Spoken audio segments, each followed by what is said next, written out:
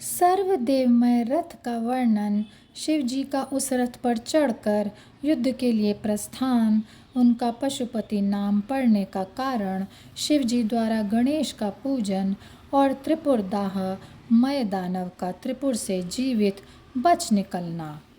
व्यास जी ने कहा, शैव प्रवर सनत कुमार जी, आपकी बुद्धि बड़ी उत्तम है, आप सर्वज्ञ हैं। तात, आपने परमेश्वर शिव जी की जो कथा सुनाई है वह अत्यंत अद्भुत है। अब बुद्धिमान विश्वकर्मा ने शिव जी के लिए जिस देवमय एवं परमोत्कृष्ट दिव्य रथ का निर्माण किया था उसका वर्णन कीजिए। सूत जी कहते हैं, मुने, व्यास जी की यह बात सुनकर मुनीश्वर सनत कुमार शिव जी के चरण कमलों का स्मरण करके बोले। सनत कुमार जी ने कहा, महाबुद्धिमान मुनिवर व्यास जी, मैं शिव जी के पाद पद्मों का स्मरण करके अपनी बुद्धि के अनुसार रथ की निर्माण कथा का वर्णन करता हूँ, तुम सुनो। तदनंतर विश्वकर्मा ने रुद्रदेव के लिए बड़े यत्न से आदरपूर्वक सर्वलोकमय दिव्य रथ की रचना की। वह सर्वसम्मत तथा सर्वभूतमय रथ सुवर्ण का बना हुआ था। उसके दाहिने चक्र में सूर्य और वाम चक्र में चंद्रमा विराजमान थे। दाहिने चक्र में 12 अरे लगे हुए थे, जिनमें 12 सूर्य प्रतिष्ठित थे, और बायां पहिया 16 अरों से युक्त था, जिनमें चंद्रमा की 16 कलाएं विराजमान थीं। उत्तम व्रत का पालन करने वाले विपेंद्र, अश्विनी आदि सभी 27 नक्षत्र भी उस वाम चक्र की ही शोभा बढ़ा रहे थे। विप्रश्रेष्ठ, 6 ऋतुएं उन दोनों पहियों की नेमी बनी। अंतरिक्ष रथ का अग्रभाग हुआ और मंदराचल ने रथ की बैठक का स्थान ग्रहण किया। उदयाचल और अस्ताचल ये दोनों उस रथ के कुबर हुए। महामेरु अधिष्ठान हुआ और शाखा पर्वत उसके आश्रय स्थान हुए। संवत्सर उस रथ का वेग, उत्तरायण और दक्षिणायन दोनों लोह धारक मुहूर्त बंद और रस्सा कलाएं उसकी कीलें हुईं। काष्ठाएं उसका घोड़ा, नासिका रूप अग्रभाग, क्षण अक्षरदंड, निमेष अनुकर्ष नीचे का काष्ठ और लव ईशा दंड हुए। ध्रुलोक इस रथ का वरुथ ऊपरी पर्दा तथा स्वर्ग और मोक्ष ध्वजाएं हुईं। अप्रमु ऐरावत की पत्नी और कामधेनु जुए के अंतिम छोर पर स्थित हुए। अव्यक्त प्रकृति उसका ईशा दंड, बुद्धि नडवल, अहंकार कोना और पंच महाभूत उसका बल थे। मुनिश्रेष्ठ, इंद्रियां उसे चारों ओर से विभूषित कर रही थीं और श्रद्धा उस रथ की चाल थी। उस समय वेदों के 6 अंग ही उसके भूषण और पुराण, न्याय, मीमांसा तथा धर्मशास्त्र उपभूषण हुए।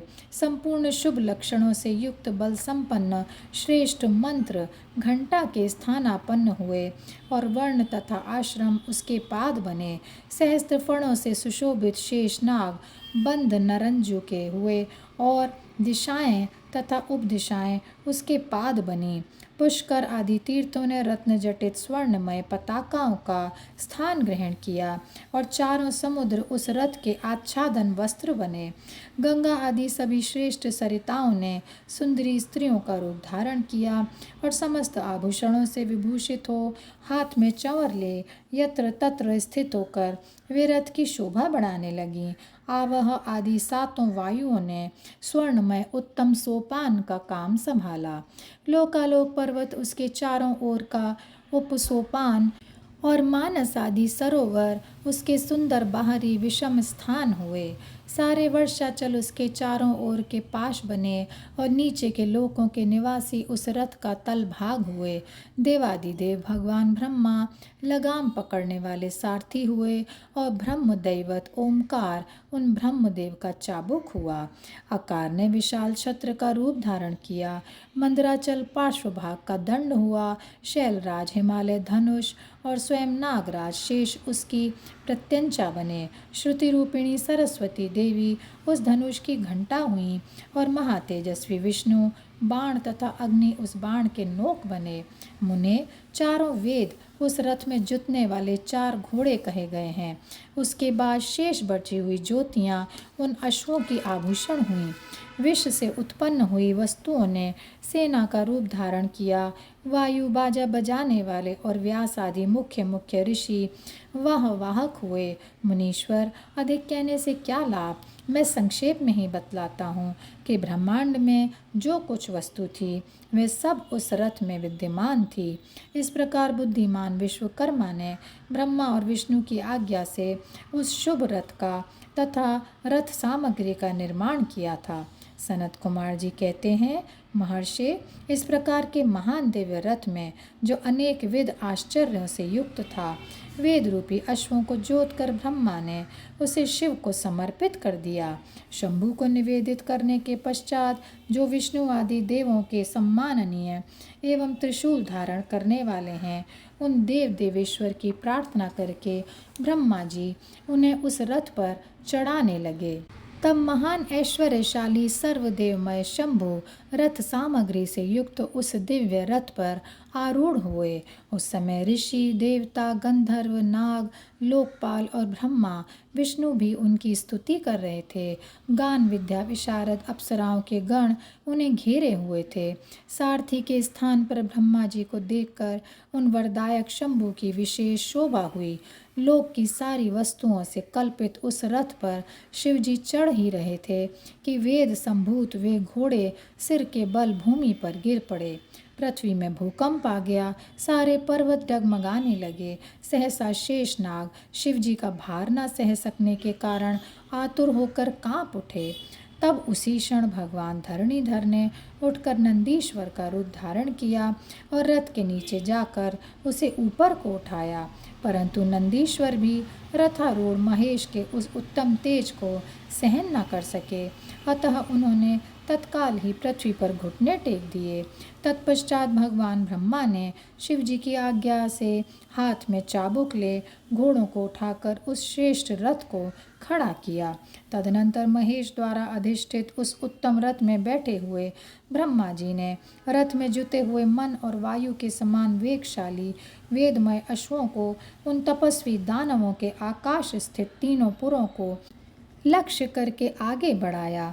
तत्पश्चात लोकों के कल्याणकर्ता भगवान रुद्र देवों की ओर दृष्टिपात करके कहने लगे, सुरश्रेष्ठ हो, यदि तुम लोग देवों तथा अन्य प्राणियों के विषय में पृथक पृथक पशुत्व की कल्पना करके उन पशुओं को आधिपत्य मुझे प्रदान करोगे, तभी मैं उन असुरों का संहार करूँगा, क्योंकि वे दैत्य श्रेष्ठ तभी मारे जा सकते हैं, अन्यथा उनका वध असंभव है। सनत कुमार जी कहते हैं, मुने, अगाध बुद्धि संपन्न देवादिदेव भगवान शंकर की यह बात सुनकर सभी देवता पशुत्व के प्रति सशंकित हो उठे, जिससे उनका मन खिन्न हो गया। तब उनके भाव को समझकर देवदेव अंबिकापति शंभु करुणार्द्र हो गए।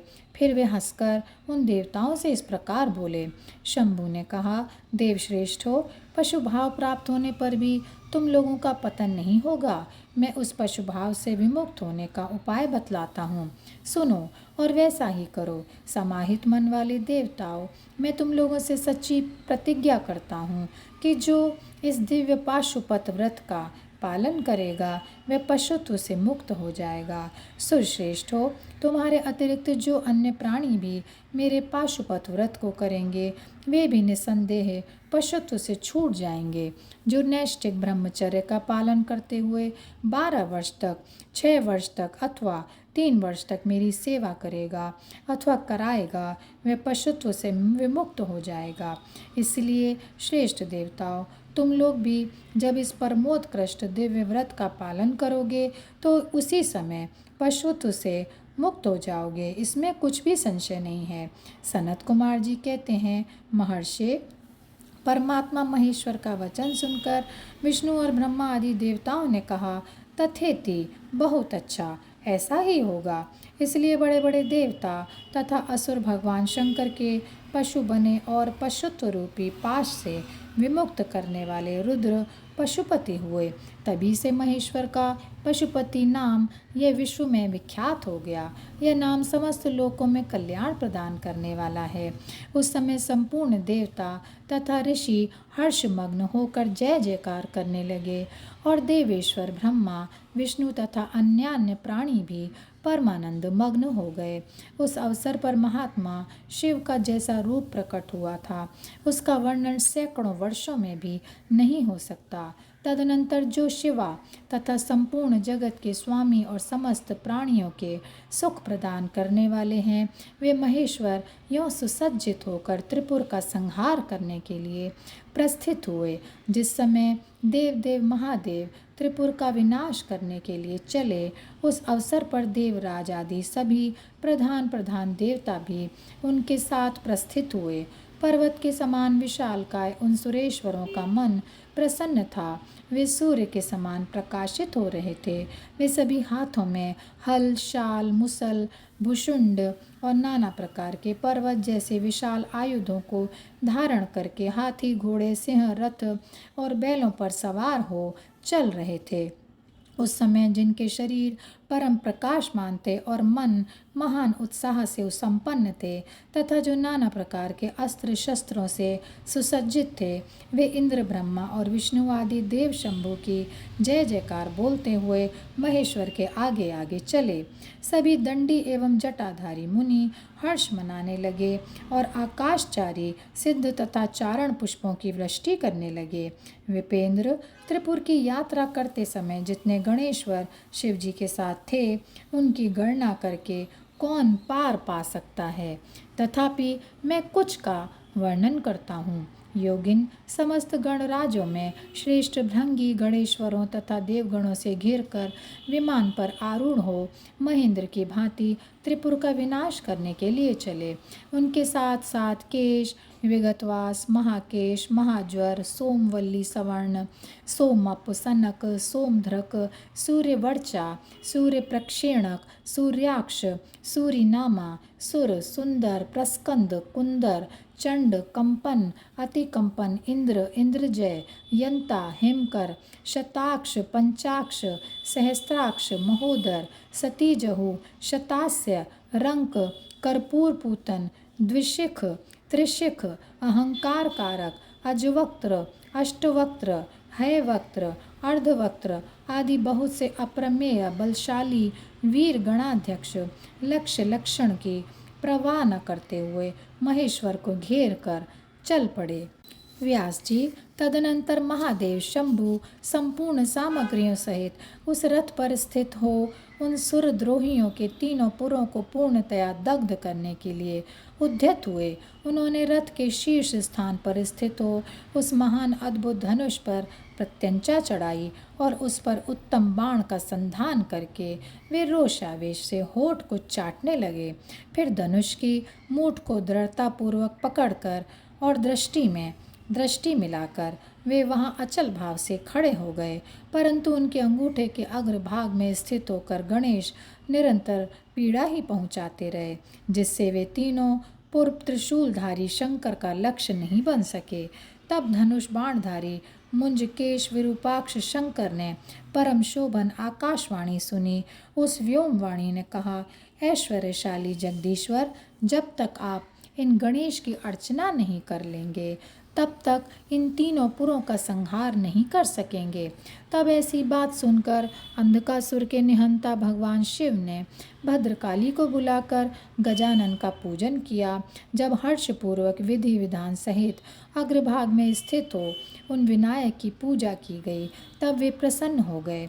फिर तो भगवान शंकर को उन तारक पुत्र महामनस्वी दैत्यों के तीनों नगर यथोक्त रूप से आकाश में स्थित दिख पड़े। इस विषय में कुछ लोग ऐसा कहते हैं कि जब शिव जी स्वयं स्वतंत्र परब्रह्म सगुण निर्गुण सबके द्वारा अलक्ष्य स्वामी परमात्मा निरंजन पंचदेवमय पंचदेवों के उपास्य और परात्पर प्रभु हैं, वे ही सबके उपास्य हैं, उनका उपास्य कोई नहीं है, तब सबके वंदनीय अपूरणीय पर ब्रह्म स्वरूप उन देवेश्वर महेश्वर के विषय में यह बात उचित नहीं जान पड़ती कि उनकी कार्य सिद्धि अन्य की कृपा पर अवलंबित हो, परंतु मुने उन देवादिदेव वरदानी महेश्वर के चरित्र में लीलावश सब कुछ घटित हो सकता है। अस्तु, इस प्रकार जब गणाधिप का पूजन करके महादेव जी स्थित हुए, तब वे तीनों पुर कालवश शीघ्र ही एकता को प्राप्त हो गए। मुने, उन त्रिपुरों के परस्पर मिलकर एक हो जाने पर महान आत्मबल से संपन्न देवताओं को महान हर्ष हुआ। तब संपूर्ण देवगण सिद्ध और परमर्षि अष्टमूर्तिधारी शिव की स्तुति करके उच्च स्वर से जय जयकार करने लगे। उस समय ब्रह्मा और जगदीश्वर विष्णु ने कहा, महेश्वर, तारक के पुत्र, उन त्रिपुर निवासी दैत्यों के वध का समय भी आ गया है। विभो, इसलिए ये पुर एकता को प्राप्त हो गए हैं। अतः देवेश, जब तक ये त्रिपुर पुनः विलग हों, उसके पहले ही आप बाण छोड़कर इन्हें भस्म कर डालिए और देवताओं का कार्य सिद्ध कर दीजिए। मुने, तदनंतर शिवजी ने धनुष की डोरी चढ़ाकर उस पर पूज्य पाशुपतास्त्र नामक बाण का संधान किया और उसे वे त्रिपुर पर छोड़ने का विचार करने लगे। शंकर जी ने जिस समय अपने अद्भुत धनुष को खींचा था, उस समय अभिजित मुहूर्त चल रहा था। उन्होंने धनुष की टंकार तथा दुस्सह सिंहनाद करके अपना नाम घोषित किया और उन महासुरों को ललकार कर करोड़ों सूर्यों के समान प्रकाशमान उस भीषण बाण को उन पर छोड़ दिया। तब जिसके नोक पर अग्निदेव प्रतिष्ठित थे और जो विशेष रूप से पाप का विनाशक तथा विष्णुमय था, उस महान जाज्वल्यमान शीघ्रगामी बाण ने उन त्रिपुर निवासी दैत्यों को दग्ध कर दिया। तत्पश्चात वे तीनों पुर भी भस्म हो गए और एक साथ ही चारों समुद्रों रूपी मेखला वाली भूमि पर गिर पड़े। उस समय शिव जी की पूजा का अतिक्रमण कर देने के कारण सैकड़ों दैत्य उस बाण सहित अग्नि से जलकर हाहाकार मचा रहे थे। जब भाइयों सहित तारकाक्ष जलने लगा, तब उसने अपने स्वामी भक्तवत्सल भगवान शंकर का स्मरण किया और मनी मन महादेव को देखकर परम भक्ति पूर्वक नाना प्रकार से विलाप करता हुआ वह उनसे कहने लगा। तारकाक्ष बोला, भव, आप हम पर प्रसन्न हैं, यह हमें ज्ञात हो गया है। इस सत्य के प्रभाव से आप फिर कब भाइयों सहित हमको दग्ध करेंगे? भगवान, जो देवता और असुरों के लिए अप्राप्य है, वह आपके हाथ से मरण रूप दुर्लभ लाभ हमें प्राप्त हो गया। अब जिस जिस योनि में हम जन्म धारण करें, वहाँ हमारी बुद्धि आपकी भक्ति से भावित रहे। मुने, यों वे दैत्य विलाप कर ही रहे थे कि शिव जी की आज्ञा से उस अग्नि ने उन्हें अद्भुत रीति से जलाकर राख की ढेरी बना दिया। व्यास जी और भी जो बालक और वृद्ध दानव थे, वे शिवाज्ञानुसार उस अग्नि द्वारा शीघ्र ही जलकर भस्म हो गए। यहाँ तक कि उन त्रिपुरों में जितनी स्त्रियां और पुरुष थे, वे सब के सब उस अग्नि से उसी प्रकार दग्ध हो गए जैसे कल्पांत में जगत भस्म हो जाता है। उस समय उस भीषण अग्नि से कोई भी स्थावर जंगम बिना जले नहीं बचा, किंतु असुरों का विश्वकर्मा अविनाशी मैं बच गया, क्योंकि वह देवों का अविरोधी शंभु के तेज से सुरक्षित और सद्भक्त था। विपत्ति के अवसर पर भी वह महेश्वर का शरणागत बना रहता था। जिन दैत्यों तथा अन्य प्राणियों का भाव अभाव अथवा कृत अकृत के प्राप्त होने पर नाशकारक पतन नहीं होता, वे विनाश से बचे रहते हैं। इसलिए सत्पुरुषों को अत्यंत संभावित उत्तम कर्म के लिए ही प्रयत्न करना चाहिए, क्योंकि निंदित कर्म करने से प्राणी का विनाश हो जाता है। अतः गर्हित कर्म का आचरण भूल कर भी ना करे। उस समय भी जो दैत्य बंधु बांधवों सहित शिव जी की पूजा में तत्पर थे, वे सब के सब शिव पूजा के प्रभाव से दूसरे जन्म में गणों के अधिपति हो गए। और यहीं पर यह अध्याय समाप्त होता है। ओम नमः शिवाय, ओम नमः शिवाय, ओम नमः शिवाय। ओम नमः शिवाय, ओम नमः शिवाय, ओम नमः शिवाय, ओम नमः शिवाय, ओम नमः शिवाय, ओम नमः शिवाय, नमः शिवाय, नमः शिवाय, नमः शिवाय।